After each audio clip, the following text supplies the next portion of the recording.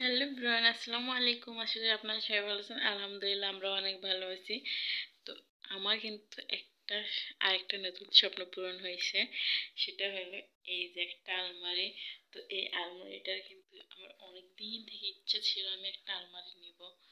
তো ফাইনালি আমি একটা আলমারি নিয়েই নিছি। আর এই যে আলমারিটার ডিজাইন, তো ওখানে কিন্তু আরো আলমারি ছিল। তো নীল কালারের আলমারি ছিল। তো ওটা আরো গর্জিয়াস কাজ করা ছিল, ডিজাইন আরো অনেক বেশি ছিল। তো আমি কিন্তু ওটা একদমই নিইনি, কারণ আমার নীল কালার একদমই ভালো লাগে না।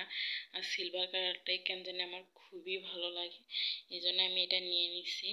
আর ফাইনালি আমার এটা অনেক অনেক পছন্দ হয়েছে।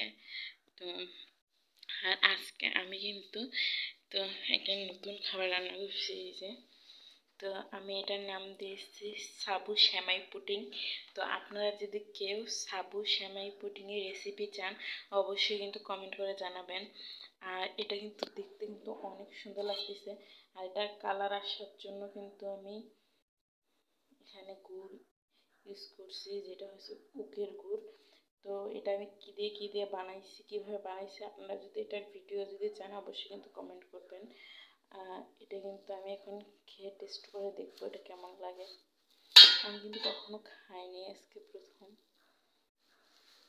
তো যেহেতু আমার ফ্রিজের জিনিস খাওয়া কিন্তু একদমই উচিত না, কারণ যেহেতু আমার ছোট বাচ্চা আছে, তো আমি শুধু অল্প একটু খাবো, দেখবো কেমন লাগে। তো এই যে দেখেন কত সুন্দর লাগতেছে দেখতে।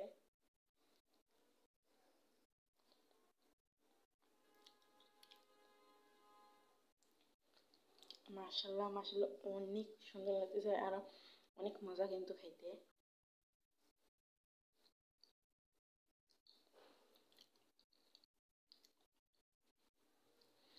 তো এটা কিন্তু ঠান্ডা ফ্রিজ থেকে বের করে খাইলে কিন্তু অনেক ভালো লাগবে, কারণ পুডিং পুডিং জিনিসটা কিন্তু ঠান্ডা খেলেই ভালো লাগে।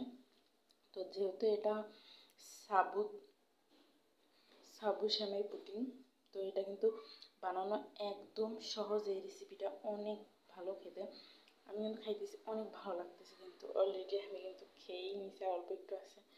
তো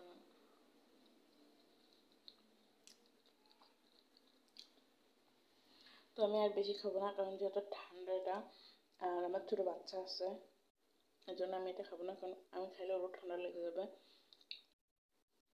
তো যদি ভিডিওটা ভালো লাগে সবাই লাইক কমেন্ট শেয়ার এবং সাবস্ক্রাইব করবেন। আল্লাহ হাফেজ।